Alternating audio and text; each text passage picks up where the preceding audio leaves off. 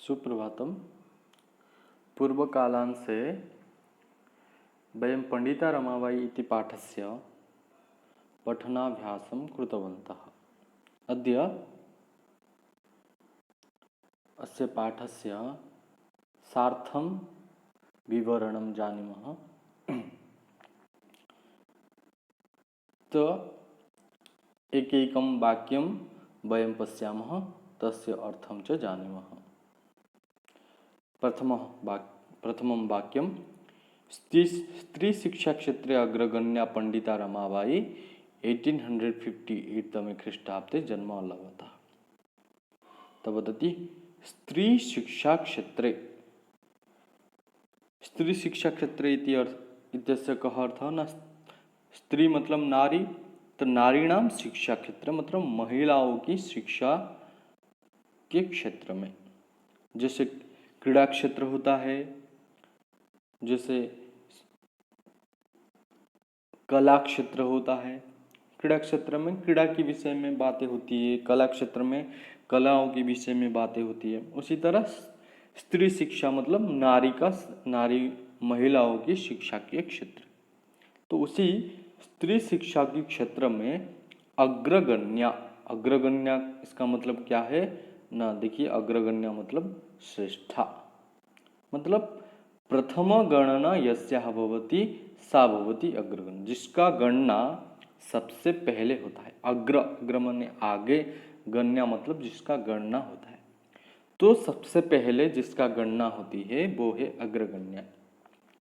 तो इसका मतलब क्या हुआ? स्त्री शिक्षा के क्षेत्र में अग्रगण्या का भवति ना पंडिता रमाबाई।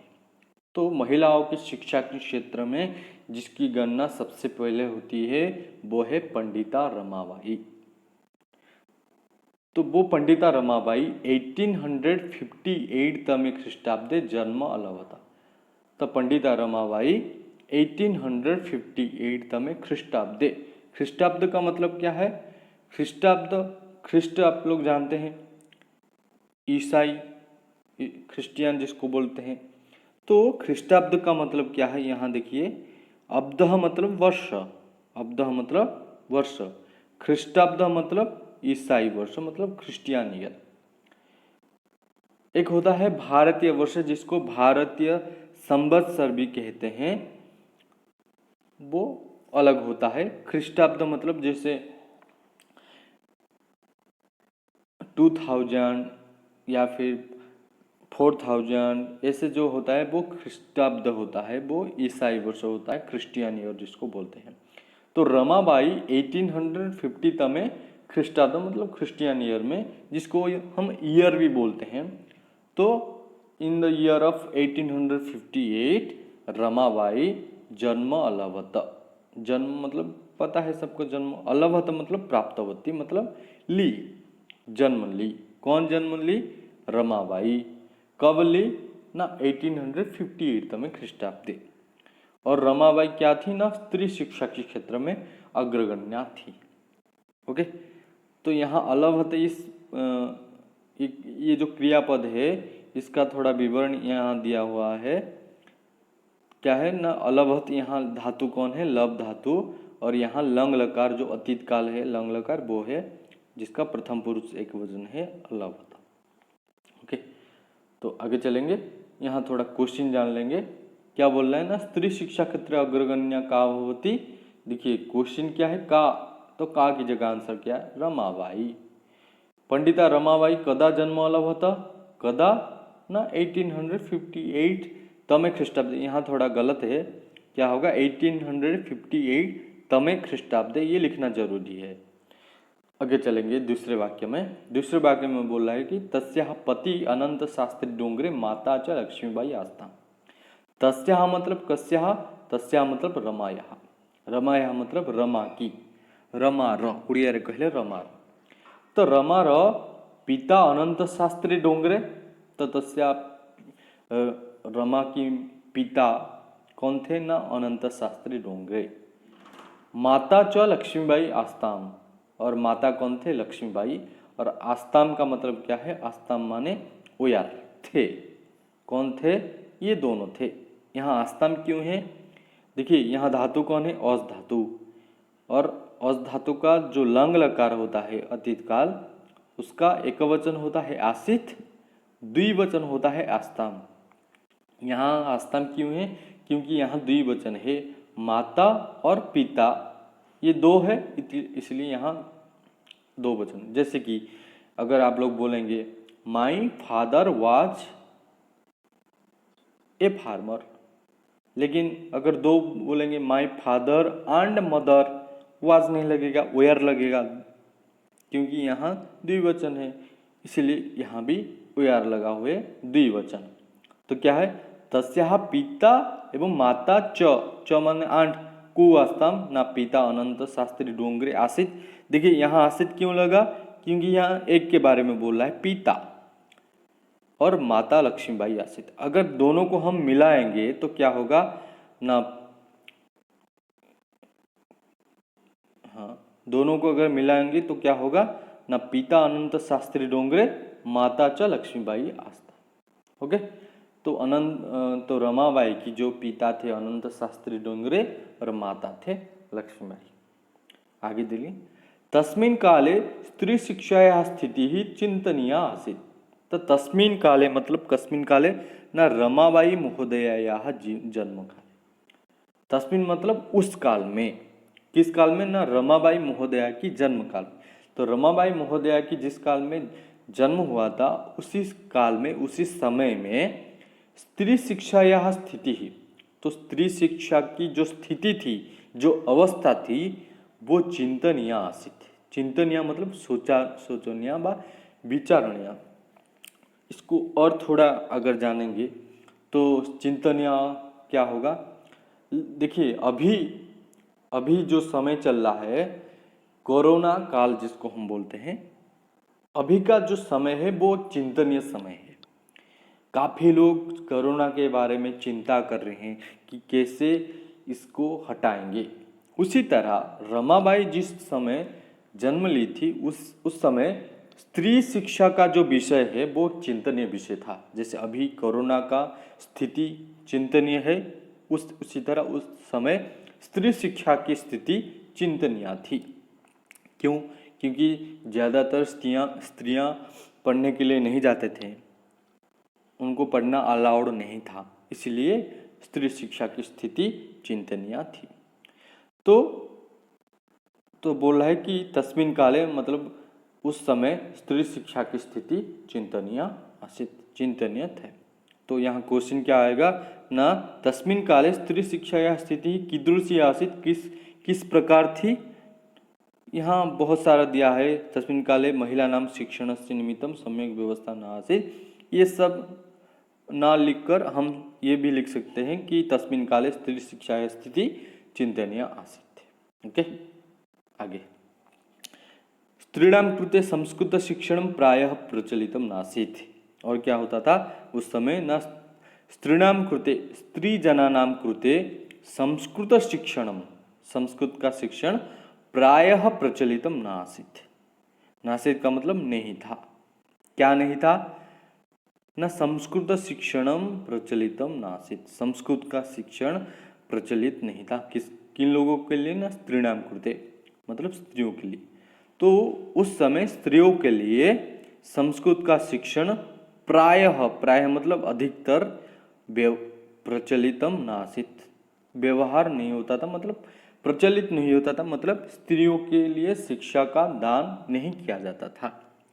यहाँ क्वेश्चन आ सकता है, कासाम कृते संस्कृत शिक्षण प्रायः प्रचलितम नासीत्, न स्त्रीणाम कृते संस्कृत शिक्षण प्रायः प्रचलितम नासीत्। आगे चलेंगे। किंतु देखिए हम एक एक वाक्य को पढ़ रहे हैं, तो आप लोग एक एक वाक्य को समझेंगे। बुक इस वीडियो को देखते समय आप लोग बुक को भी देखते रहेंगे। नेक्स्ट वाक्य में बोला, किंतु अभी स्थिति क्या है ना, रमाबाई जिस समय जन्म ली थी उस समय स्त्री लोगों के लिए संस्कृत शिक्षण प्रचलित नहीं होती थी। किंतु डोंगरे रूढ़िबद्धाम धारणाम परित्यज्य स्वपत्नीम संस्कृतम अध्यापयत्। किंतु डोंगरे ने क्या किया, डोंगरे कौन है, रमाबाई की पिताजी हैं। तो किंतु डोंगरे रूढ़िबद्धाम धारणाम परित्यज्य। ये रूढ़िबद्धाम धारणाम क्या है?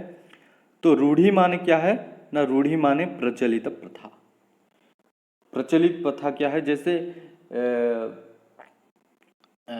एक प्रथा जैसे है कि जैसे एक प्रथा है कि लड़कियां जब शादी करते हैं तो लड़कों के घर जाते हैं। ये हमारे यहाँ प्रथा है, लेकिन ये प्रथा मेघालय में ये प्रथा नहीं है। मेघालय में प्रथा क्या है ना, लड़के शादी करने के बाद लड़कियों के घर जाते हैं। ओके, गर्ल्स के घर बॉयज शिफ्ट होते हैं। ये मेघालय की प्रथा है। उसी तरह वहाँ उस समय प्रथा थी कि लड़कियों के लिए पढ़ाई नहीं करनी है, लेकिन डोंगरे रूढ़िबद्धाम धारणाम, उस समय की जो प्रचलित प्रथा थी, उस प्रथा को रूढ़िबद्धाम धारणाम परित्यज्य, परित्यज्य का मतलब क्या है? किंतु डोंगरे रूढ़िबद्धाम धारणाम परित्यज्य बोल रहा है कि रूढ़िबद्धा धारणा मतलब, रूढ़िबद्धा मतलब प्रचलित प्रथा, मतलब नियम जो प्रथा चल रही थी उसको परित्यज्य मतलब त्यक्त्वा, त्यक्त्वा मतलब छोड़ करके। किंतु डोंगरे अब उस समय की जो प्रचलित प्रथा थी उसको परित्यज्य त्यागम कृत्वा छोड़ करके स्वपत्नी, उनका जो पत्नी थी जिनका नाम है लक्ष्मीबाई, उनको वो संस्कृतम अध्यापयत। यहाँ दो शब्द है, संस्कृतम प्लस अध्यापयत। उनको वो संस्कृतम अध्यापयत मतलब पाठितवान। देखिए, अध्यापयत का मतलब पाठितवान मतलब पढ़ाया, पढ़ना नहीं, वो नहीं पढ़े, वो पढ़ाए। जैसे आप लोग पढ़ रहे हैं, मैं पढ़ा रहा हूँ, तो अहम अध्यापयामि। तथैव डोंगरे संस्कृतम अध्यापयत, डोंगरे ने संस्कृत उनको पढ़ाया। तो डोंगरे काम संस्कृतम अध्यापयत ना डोंगरे स्वपत्नी संस्कृतम अध्यापयत। कथम प्रकारेण न रूढ़िबद्धाम धारणाम परित्यज्य। उस समय जो प्रचलित प्रथा थी उसको छोड़ करके डोंगरे अपनी पत्नी को संस्कृत पढ़ाए। यहाँ भी देखिए ना, एक एक पॉइंट बता रहा है ना। तस्मिन् काले स्त्री शिक्षा नासीत्। ओके, परंपरा कारणात् स्त्रियः अशिक्षिताः आसन्। एक एक पॉइंट देखिए, यहाँ बोल रहा है तस्मिन् काले स्त्री शिक्षा नासीत्, परंपरा कारणात् स्त्रियः अशिक्षिताः आसन्। जो स्त्रियां थे वो अशिक्षित थे। ऐसा एवं रूढ़ी अथवा परंपरा तदा प्रचलित, इस प्रकार का रूढ़ी या फिर परंपरा उस समय प्रचलित थी। लेकिन डोंगरे रूढ़िम त्यक्त्वा स्वपत्न्याः अध्ययनम, लेकिन डोंगरे इस रूढ़ी को, इस प्रथा को त्याग करके अपने पत्नी को संस्कृत का अध्ययन कराए। तो डोंगरे की मौकारत, डोंगरे ने क्या किया ना, डोंगरे अध्यापयत, डोंगरे पढ़ाए। किम अध्यापयत? संस्कृतम अध्यापयत। संस्कृतम काम अध्यापयत, संस्कृतम स्वपत्नी, अपने पत्नी को संस्कृत पढ़ाए। काम धारणम परित्यज्य स्वपत्नी संस्कृतम अध्यापयत ना रूढ़िबद्धाम धारणम परित्यज्य। रूढ़िबद्धा धारणा का आसीत न स्त्री शिक्षा मास्तु इति रूढ़िबद्धा, स्त्री शिक्षा मत कीजिए, मत हो, इस प्रकार का रूढ़िबद्धा धारणा थी। तो एतदर्थम सह समाजस्य प्रतारणम अपि सह असत्। आप लोग जानते हैं, अगर कोई एक प्रथा चल रहा है, अगर आप लोग उसको बदलने की कोशिश करेंगे तो समाज का जो प्रताड़ना है, जो पीड़ा है, आपको सहना पड़ेगा। तो एतदर्थम, इसलिए, फॉर दिस रीजन, किस रीजन न, क्योंकि डोंगरे ने अपने पत्नी को संस्कृत पढ़ाया, इस वजह से सह, सह मतलब कह न, सह मतलब डोंगरे, डोंगरे समाजस्य प्रतारणम, प्रतारणम मतलब पीड़नम, टॉर्चर। तो इस वजह से, क्योंकि वो अपने पत्नी को संस्कृत पढ़ाए, इस वजह से डोंगरे समाजस्य प्रतारणम, समाज की जो टॉर्चर है, जो पीड़ा है, उसको भी अपि असहत, अपि एक अव्यय पद है जिसका अर्थ है भी, समाज की पीड़ा को भी वो असहत मतलब सहन किया, सहनम कृतवान। तो सह मतलब देखिए, सह मतलब कह ना डोंगरे महोदय, सह किम असहत न सह प्रतारणम असहत, सह कस्य प्रतारणम असहत, समाजस्य प्रतारणम असहत। आगे, अनंतरम रमा अपि स्वमातुः संस्कृत शिक्षा प्राप्तवती। अनंतरम मतलब बाद में, अनंतरम मतलब बाद में। तो अनंतरम बाद में रमा अपि, रमा रमा मतलब रमाबाई, अपि मतलब भी, अभी अभी बताया मैंने। तो इसके बाद भी रमा भी, इसके बाद रमा भी स्वमातुः संस्कृत शिक्षा प्राप्त होती। स्वमातुः, यहाँ देखिए मातुः, मातुः यहाँ कौन सा विभक्ति है? पंचमी। मातृ शब्द का पंचमी विभक्ति है मातुः। तो पंचमी विभक्ति का अर्थ क्या है? टी कु द्वारा कु ठारू, जिसको हम रू भी बोलते हैं। तो रू कहा ठारू? स्व मातुः, स्व माने निजर, निज मातांको ठारू। तो नेक्स्ट, रमा मध्य निज मातांको ठारू संस्कृत शिक्षा प्राप्तवती मतलब पाइले। तो बाद में रमा भी अपने माता से संस्कृत शिक्षा को पाए। तो डोंगरे अपने पत्नी को पढ़ाए और उनका पत्नी जाकर बाद में जाकर के अपने बेटी को भी पढ़ाए। ओके, तो यहाँ तक पढ़ेंगे। बाद में नेक्स्ट वीडियो में बाद की जो पैराग्राफ है उसको हम पढ़ेंगे। Thank you.